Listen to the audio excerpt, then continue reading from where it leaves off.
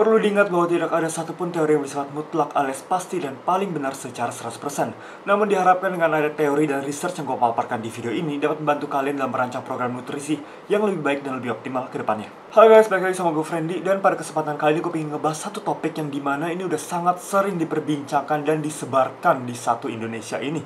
Jadi mungkin kalian pernah dengar atau mungkin pernah ngasih kebayang berapa kira-kira protein yang dapat diserap dalam satu kali makan? Atau ada nggak sih batasannya? Hal ini dikarenakan biasanya untuk kita-kita yang pemula atau baru nge-gym deh, biasanya pasti aja ada yang ngajarin atau senior gym ngajarin, misalnya kayak gini, bro, kalau nanti setiap kali makan proteinnya jangan lebih dari 30 gram ya.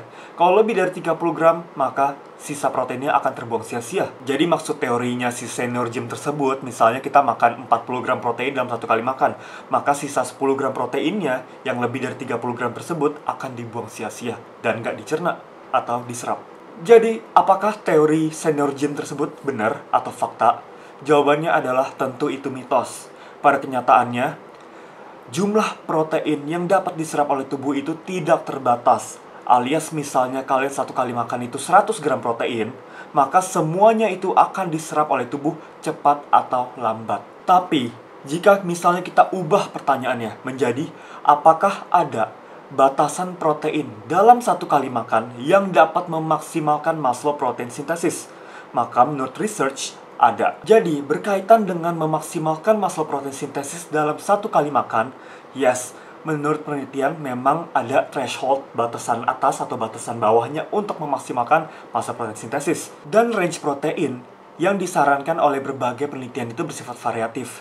Kayak misal gue kasih contoh, research yang dipaparkan oleh si Bill Campbell, itu range proteinnya itu disarankan berkisar 20-40 gram protein dalam satu kali makan. Sedangkan ada penelitian lain juga yang dipaparkan oleh misalnya si Layne Norton. Dia menyarankan itu kurang lebih kisarannya 30-50 gram protein per satu kali makan atau satu meal. Tapi secara kasar, range proteinnya ya sekitar di situ-situ aja. Dari 20 gram secara kasar sampai 50 gram protein per satu kali makan untuk memaksimalkan Maslow protein sintesis. Jadi maksudnya range protein ini atau batasan atas atau batasan bawah range protein dapat maksimalkan Maslow protein sintesis itu maksudnya kayak gimana sih? Jadi gue kasih tahu salah satu contoh penelitian aja. Jadi ada penelitian membandingkan dua kelompok atau dua grup.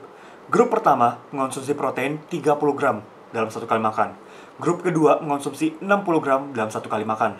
Ternyata hasil yang ditemukan adalah tidak ada perbedaan rate of muscle protein synthesis yang signifikan antara grup yang mengonsumsi 30 gram protein dan 60 gram protein. Alias membuktikan bahwa ada batasan maksimal protein dalam satu kali makan yang dapat memaksimalkan muscle protein synthesis. Jadi ibaratnya adalah jika dengan mengonsumsi 30 gram itu sudah dapat memaksimalkan rate of muscle protein synthesis dalam satu kali makan, maka mengonsumsi protein lebih dari 30 gram tersebut tidak akan memberikan tambahan signifikan dalam menaikkan tingkat atau rate muscle protein synthesis, alias bakal kurang lebih sama aja atau nggak ada perbedaan yang signifikan. Ibarat seperti misalnya kalian ini botol, kalian sudah isi sampai penuh dengan 30 cangkir kecil. Jika kalian tambah menjadi 60 cangkir kecil, ya nggak akan membuat perbedaan signifikan karena botol udah penuh duluan dengan 30 cangkir kecil. Jadi nggak ada perbedaan sama sekali. Tapi sekali lagi ingat, meskipun yang kelompok 60 gram protein tersebut dalam satu kali makan itu nggak bisa memaksimalkan secara signifikan kembali massa protein sintesis, bukan berarti nggak bisa diserap. Semua protein tanpa terkecuali akan diserap tubuh dan digunakan juga pada akhirnya. Dan yang paling penting, alias yang paling memberikan pengaruh paling signifikan adalah tetap sama, yaitu pemenuhan kebutuhan protein per harinya. Sedangkan faktor seperti protein timing yang gue jelaskan di video sebelumnya, atau misalnya seperti yang video ini, yaitu tentang berapa gram protein dalam satu kali makan yang dapat maksimalkan massa protein sintesis, itu kontribusinya itu kecil, alias tidak sedominan pemenuhan kebutuhan protein per hari. Sehingga jika setiap harinya kalian sudah memenuhi kebutuhan protein per harinya, maka kalian nggak perlu khawatir. Karena ini sifatnya itu meal timing, meal frequency, atau jumlah protein per mealnya itu berapa, itu kontribusi sangat kecil. Cuman, meskipun sangat kecil, tetap berkontribusi. Sehingga, jika kalian ingin memaksimalkan muscle growth kalian, selain dari pemenuhan kalori dan pemenuhan protein per harinya, kalian bisa maksimalkan dari sektor ini, seperti meal frequency, protein timing, dan sebagainya. Jadi, saran gue pribadi, beserta kumpulan saran dari, seperti misalnya Layne Norton, Brett Schoenfeld, Mike Rothel, Eric Helms, Menno Henselmans, Secara kasar, setidaknya kalau mau memaksimalkan massa protein sintesis dalam satu kali makan, setidaknya protein dalam satu kali meal itu bisa kita atur setidaknya jangan lebih rendah dari 20 gram. Itu kasaran aja. Sehingga batasan range massa protein sintesis itu kan sekitar 20-50 gram untuk maksimalkannya dalam satu kali meal yang seperti gue jelaskan di bagian sebelumnya tadi. Nah, sehingga ada baiknya kita jaga-jaga aja dalam satu kali meal itu tidak lebih rendah dari 20 gram protein. Tapi bukan berarti kalau misalnya kalian makan malam misalnya, dan pas kalian itu ternyata meal tersebut nggak nyampe 20 gram protein dan kalian malah panik atau sebagainya atau bilang akhirnya sia-sia.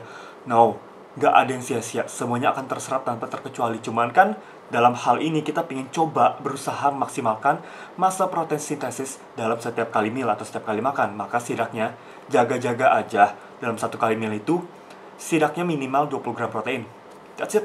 Oke guys, that's it. Video singkat ini mengenai apakah ada jumlah atau batasan protein yang dapat diserap oleh tubuh.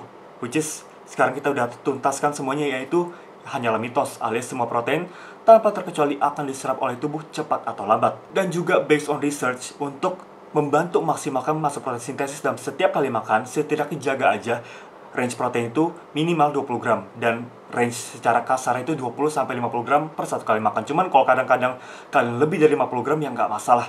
Yang paling penting tetap pemenuhan kebutuhan protein perharinya tercukupi. Oke guys, semoga kiranya video ini dapat bermanfaat buat kalian. Dan jika bermanfaat untuk kalian juga, jangan lupa untuk share ke teman-teman kalian yang butuhkan.